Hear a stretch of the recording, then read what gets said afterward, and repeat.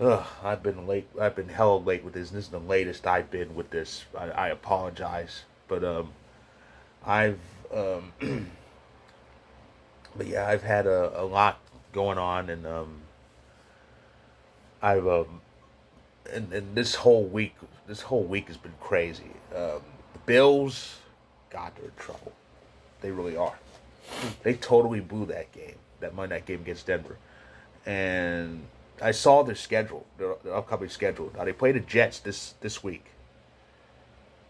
But if they lose that game, they're pretty much screwed because they got to go to Philly, and then after the bye they go to Kansas City, and then they host Dallas. This could be very damning. And if I'm not saying they will, but if the Bills actually miss the playoffs after this run they've had, where they've come so close to actually getting to the promised land, oh boy, what's going to happen? Are they going to fire? They already fired the OC. Are they going to fire the head coach? Pardon. How many people are going to blame this on Diggs? Because they keep saying, well, he's been complaining about not getting the ball, and there have been some games where he's the only one getting it. So who's to say who's right here?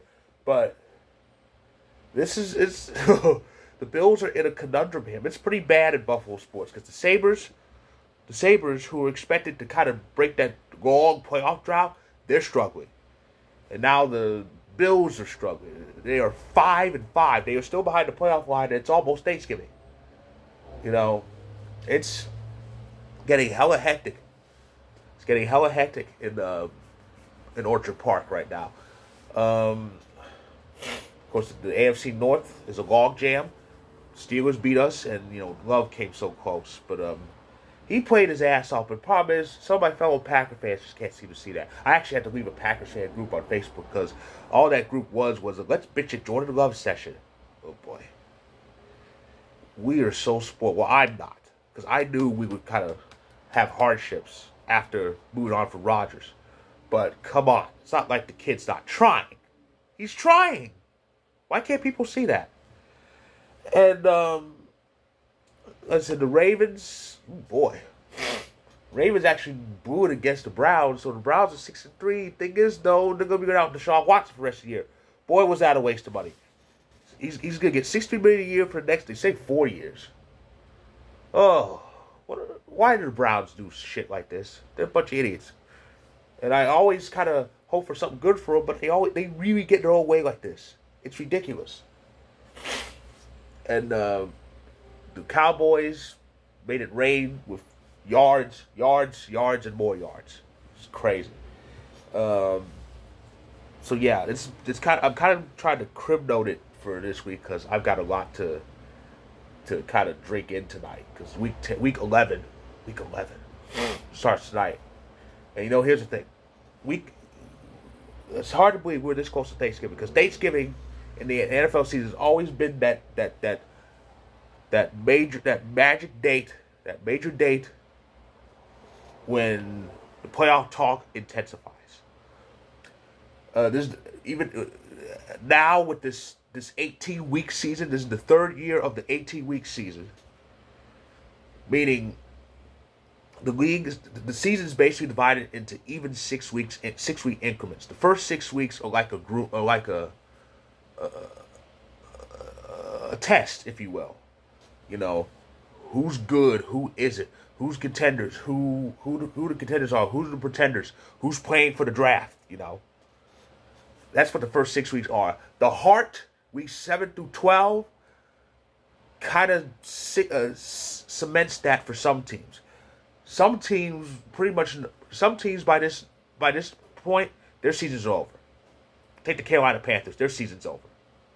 And it's sad, too, because I actually picked up the winning division. But, yeah, their season's over. The Cardinals' season's over. The Browns' season was over when it started. Not the Browns, the Bears. The Bears' season was over when it started. Though the Browns' season might be over now. Who knows? But yeah. And, of course, that final home stretch beginning in 2 weeks, we're going to see numbers get thinned out. That's when the scenarios will come in. Those crazy scenarios where X has to win, Y has to lose, and Z has to do this, that, and the other. Well, I love those scenarios. They're crazy, especially since, like I said, there's like a million tiebreakers in the NFL. But so next week is the end of that heart of the season. Thanksgiving is that date, and right after the Thanksgiving weekend, right after we get all nice and fat with that good food and good football, we really talk playoffs. But anyway, that's my brief Crib Note recap of week 10, and I've been very lazy with the Grey Cup stuff. I'm going to combine the 2 rounds in one video. That's my plan, at least before. I have a little bit extra time, but I'll get that done. I will get that done and get you Canadian football fans ready for the Grey Cup. Coupe Grey, because of one team who's in it. It's crazy. Of course, week 11 starts tonight with a very key AFC North matchup. Bengals, Ravens. AFC North football is fun to watch. It really is. And speaking of AFC North, the Browns and Steelers play each other later that Sunday. The Packers are at home against the Chargers. We need to win this. Otherwise, we could really forget it. We should win it. We're at home. The Chargers aren't as faulty as the Rams, but they have Brandon Staley as their coach. And let me tell you this, they'd be better off with Dawn Staley. But anyway, the Cowboys are in Charlotte. Sunday night game is what is the Sunday night game? Oh yeah, Sunday night game is Broncos and Vikings. The Monday night game is a big one. And yes, I said big one. I'm a Married with Children fan.